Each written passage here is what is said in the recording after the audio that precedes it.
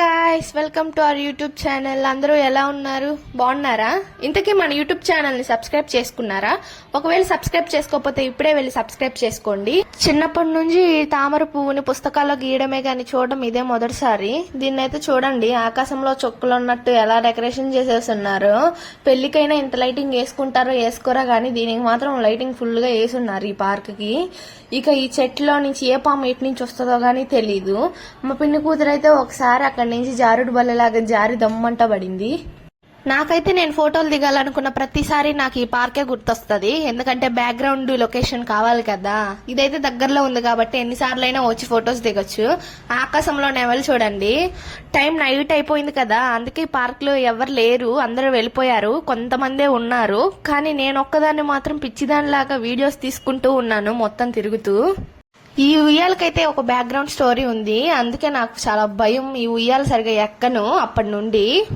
ఇంకా ఆ చెట్టు చూడండి, అది చూడగానే మాకు మా చిన్నప్పుడు స్కూల్లో జెండా ఎగరేయడానికి జెండా పండుగ రోజు జెండా కర్రకి రంగురంగు కాగితాలతో చుట్టి డెకరేషన్ చేసేవాళ్ళం, అదే గుర్తొచ్చింది.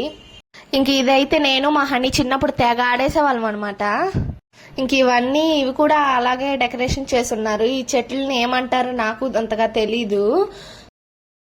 మార్నింగ్ టైం అయితే ఇక్కడ ఫొటోస్ చాలా బాగా వస్తాయి అనమాట. ఎందుకంటే ఎక్స్పీరియన్స్, నేను ఎక్కువ ఫోటోలు ఇక్కడే దిగున్నాను. ఇంకా ఇదైతే ఒక పెద్ద గుండరాళ్ళ గుట్ట అనమాట. దీనికి గోల్డ్ కలర్ వేసి ఇలా డెకరేషన్ చేసి ఉన్నారు. ఇంక ఈ గుంట లేకపోతే స్విమ్మింగ్ పూల్ తెలియదు కానీ దాంట్లో నీళ్ళ కంటే ఎలుకలే ఎక్కువ ఉంటాయి. చిన్నప్పుడు మా స్కూల్లో కూడా ఇలాంటి చెట్లే మా రూమ్ ముందు వరుసగా వేసి ఉండేవాళ్ళు అనమాట. ఈ చెట్లు చూడంగానే నాకు అదే గుర్తొచ్చింది. అటుపోతా ఒక్కొమ్మ, ఇటుపోతా ఒక్కొమ్మ గిల్లెళ్తూ ఉండేదాన్ని. అదే ఇక్కడ గాని గిలితే ఆ పార్క్ వాచ్మెన్ వచ్చి ఇక్కడ నుంచి మా ఇంట్లోకి నన్ను ఇసిరేస్తాడు. ఈ పార్క్ కి ఎన్ని దారులు ఉన్నాయో అన్ని దారుల్లో ప్రతి దారిలో చెట్లు ఎక్కువగా ఉంటాయి. అదే ఈ పార్క్ స్పెషాలిటీ. ఇక్కడ మెయింటెనెన్స్ చాలా బాగుంటది ఈ పార్క్ కి, అందుకే ఎప్పుడు రష్ గానే ఉంటది ఈ పార్క్. ఈ రోజు అయితే నైట్ టైం అయిపోయింది కదా, అందుకే ఎవరు రాలేదు. సండే టైం వస్తే చాలా అంటే చాలా రష్ ఉంటది. వీళ్ళని గంట నుంచి చూస్తున్నాను, ఏందో జంట పక్షుల్లాగా ఫోన్ లో లీనమైపోయి ఉన్నారు. అదిగోండి అటు వెళ్లే వాళ్ళు ఈ పార్క్ మెయింటెనెన్స్ చూసుకునే వాళ్ళు. ఎవరు ఏ చెట్టు గిల్లుతారా, ఎవరేం చేస్తారా అని అంతా చుట్టూరు తిరుగుతూ ఉంటారు ఎప్పుడు. ఇదైతే చూడండి భలే డెకరేషన్ చేశారు. నాకైతే ఇది చాలా బాగా నచ్చింది. ఇది ఈ మధ్య చేశారు, ఇది వరకు ఇలా ఉండేది కాదు. ఇక్కడ అన్ని ప్రతి చెట్టుకి ప్రతి దారికి ఇలా లైటింగ్ వేశారు. అన్ని ఈ మధ్య ఉన్నాయి, ఫస్ట్ నుంచి ఇలాగంతా లేవు. ఇది ఇప్పటికి 3 times రీమోడలింగ్ చేశారు, కానీ కొంచెం కొంచెంగా బాగానే డెవలప్మెంట్ చేశారు. ఈ పార్క్ ని చూడడం కంటే ఎక్సర్సైజులు చేసుకుని వెయిట్ లాస్ అవడానికే వస్తారు అంకుల్స్ ఆంటీస్. పిల్లల కంటే యూత్ కంటే కూడా అంకుల్ ఆంటీలే ఎక్కువ ఉంటారు ఇక్కడ.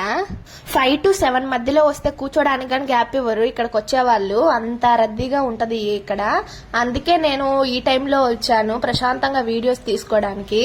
ప్రశాంతంగా పీస్ఫుల్ గా ఉంటే చాలా పీస్ఫుల్ గా ఉంటేనే మనకి మన ఆరోగ్యానికి రెండింటికి మంచిది. ఇంకా అదండి మ్యాటరు. పార్క్ మొత్తం వీడియో తీసుకొని ఇంకా దేవుడిచ్చిన కాళ్ళతో నడుచుకుంటూ ఇంటికి వెళ్ళిపోతున్నాను అనమాట. ఎవరైనా మన ఛానల్ ని సబ్స్క్రైబ్ చేసుకోకుండా ఉంటే ప్లీజ్ వెంటనే వెళ్ళి సబ్స్క్రైబ్ చేసుకోండి. Bye guys.